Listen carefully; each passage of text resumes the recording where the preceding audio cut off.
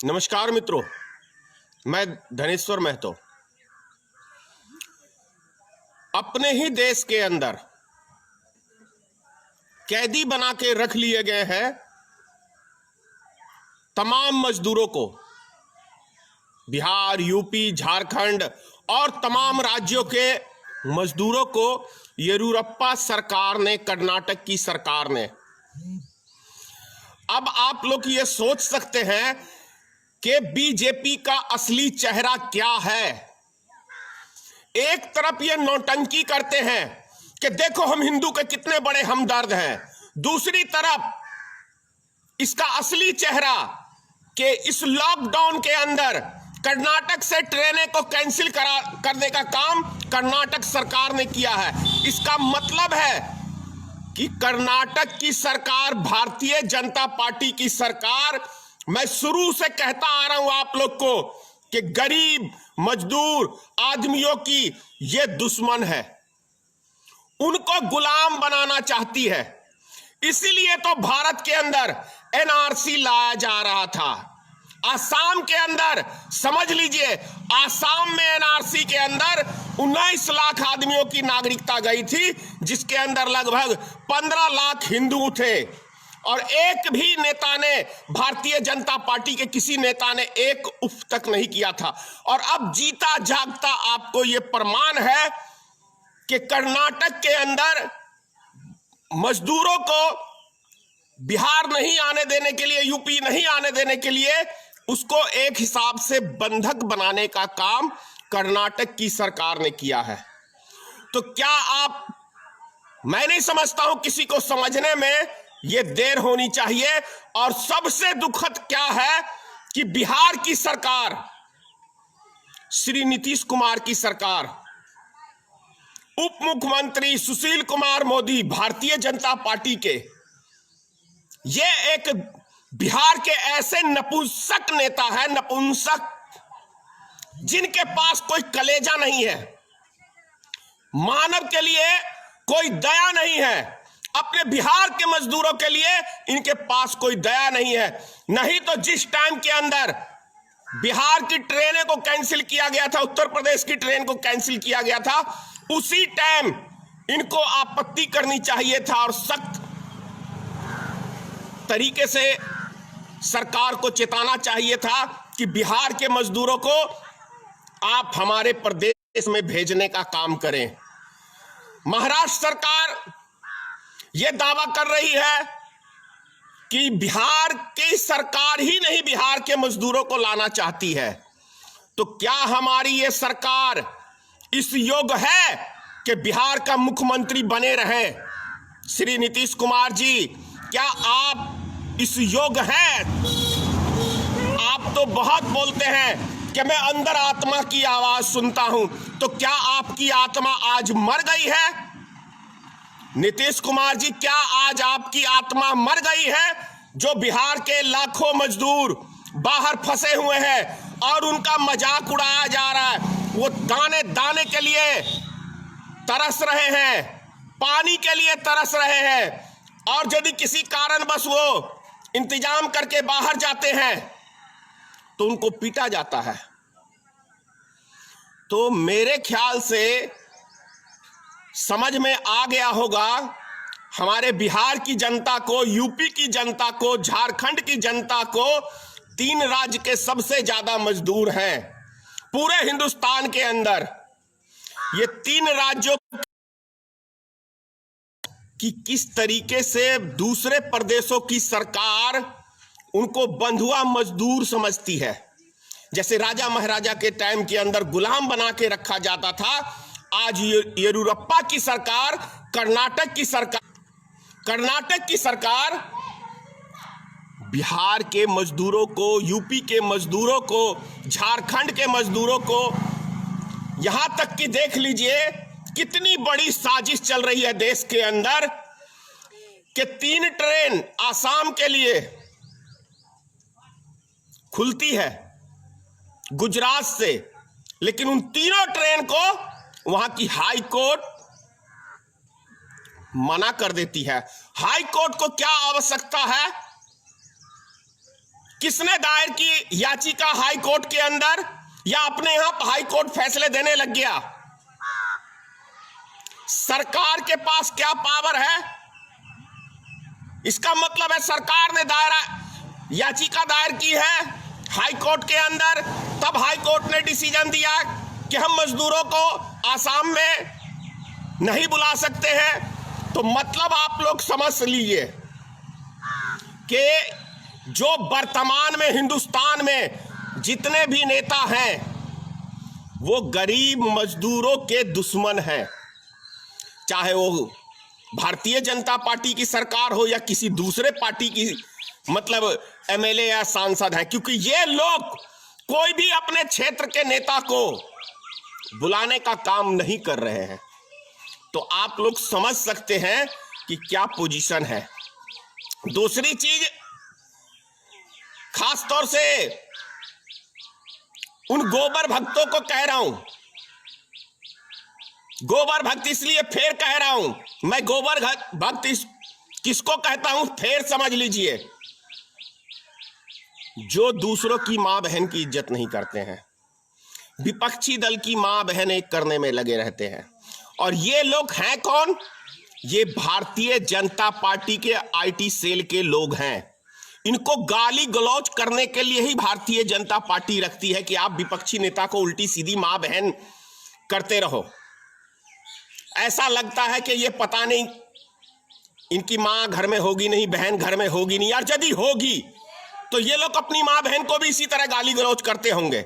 और सबसे बड़ी बात क्या है कि यदि इनका आप फेसबुक अकाउंट खोल के देखेंगे तो या तो किसी देवी या देवता का चित्र लगाए रखेंगे और उसके बाद ये गंदी गंदी गालियां देंगे। अरे श्री राम ने कहा है कि तुमको गंदी गंदी गाली दो, भोलेनाथ ने कहा है, मां दुर्गा ने कहा है, किसने कहा है? या कहो तुम्हारे पिताजी नरेंद्र मोदी ने कहा है कि तुमको जो हमारे कोई विषय में, कोई पार्टी के विषय में जो आपत्ति करे उसको तुम मां बहन की गालियां दो? या योगी आदित्यनाथ ने कहा है? और यदि कहा है तो संस्कारहीन है। यदि मैं कहूं कि भारतीय जनता पार्टी के समर्थक किसी विपक्षी पार्टी को मां बहन की भद्दी भद्दी गाली देते हैं तो इसका मतलब है कि भारतीय जनता पार्टी और आरएसएस संस्कारहीन और एक आतंकी संगठन, कहूं तो कोई बुरा नहीं होगा, क्योंकि देश के अंदर आतंक फैलाने का ये सब काम कर रहे हैं। और जब पूरी दुनिया के अंदर थू थू हो रही है तब तो कम से कम जाग जाओ। कह रहा हूं जाग जाओ समय रहते, नहीं तो जिस राह पे चले हो ये देश की तबाही के लिए ही है।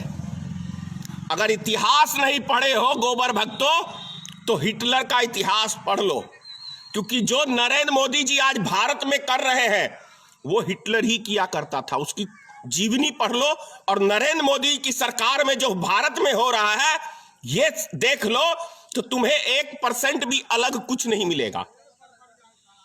और जिस तरीके से विपक्ष को हिटलर भी कहता था देशद्रोही, उसी तरीके से आज सत्ताधारी भारतीय जनता पार्टी के लोग और उसके समर्थक भी विपक्षी पार्टी को देशद्रोही कहते हैं। तो हिटलर की राह पे चलते हो ना। झूठ जिस तरीके से हिटलर बोलता था उसी तरीके से 100 में 100% झूठ, 100% झूठ। मोदी ने कभी अपनी लाइफ में कभी सच कहा ही नहीं है। उसकी जीवन की एक आधार ही झूठ के ऊपर टिका हुआ है। अमित शाह एक क्रिमिनल है, उसका जीवन ही एक क्रिमिनल से जुड़ा हुआ है। तो इसको अच्छी चीजें समझ में नहीं आएगी। लोगों की हत्या कराना ही अमित शाह का एक मकसद है। एक गुंडे वाला गुंडा, भारत का गृह मंत्री जो आज है, अगर हम उसको गुंडा कहें तो कोई बुरा नहीं होगा, क्योंकि अमेरिका जैसे मुल्क ने भी अमित शाह के ऊपर बैन लगाने की बात कर दी है। जिसको नरेंद्र मोदी अपना मित्र समझते हैं उसी देश ने अमित शाह के रवैये को घोर निंदा किया है। तो समझ लो, मैं जो मुझे धमकियां देते हो, मैं मरने से कभी नहीं डरता हूं। मैं बार बार ही कहता हूं, आया है उसको सबको जाना है, कोई माइका लाल अमर होके नहीं आया है। लेकिन मैं एक सच्चा भारतीय हूं, मुझे अपने देश से प्रेम है, अपने समाज के हर एक वर्ग से प्रेम है, चाहे वो हिंदू हो, चाहे मुस्लिम हो, चाहे सिख हो, चाहे ईसाई हो। और खास तौर से मुझे अपने देश के गरीब, मजदूर, इन व्यक्तियों से प्रेम है, क्योंकि मैं खुद दिल्ली के अंदर 28 साल तक काम किया हूं, मेहनत मजदूरी किया हूं, तो मैंने देखा है गरीबी क्या है। मैं नरेंद्र मोदी की तरह नौटंकी नहीं करता हूं कि मैंने चाय बेचा, मैंने भीख मांगा, मैंने पहाड़ों में तपस्या किया, 14 साल की उम्र में घरवाली छोड़ के भाग गया, 14 साल की उम्र में घर का जेवर बेच के भाग गया। ऐसी नौटंकी मैं नहीं करता हूं। नौटंकी करना नरेंद्र मोदी का काम है और भारतीय जनता पार्टी के सदस्यों का काम है, क्योंकि मानवता तो इनके अंदर है ही नहीं। अगर मानवता होती तो आज 1.5 महीना हो गया है लॉकडाउन हुए, लोग अपने अपने घरों को होते। हम अपने देश के अंदर ही हमें कैदी बना के रख लिया गया है, हमारे गरीब मजदूर, किसान, गरीब आदमियों को। जो अन्नदाता हमारा किसान है, वो फसल काटने के लिए जाते थे, गेहूं की तो पुलिस वाले उसकी पिटाई करते थे। तो हिटलर का ही शासन चल रहा है ना इस देश के अंदर।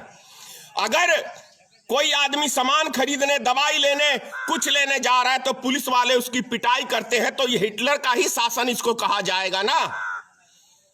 क्या गुनाह कर दिया है अपने ही देश में, अपने ही राज्य के अंदर, कि लोग अपने घरों में कैद हैं, ना वो कुछ खरीदने जा सकते हैं, ना कुछ लेने जा सकते हैं।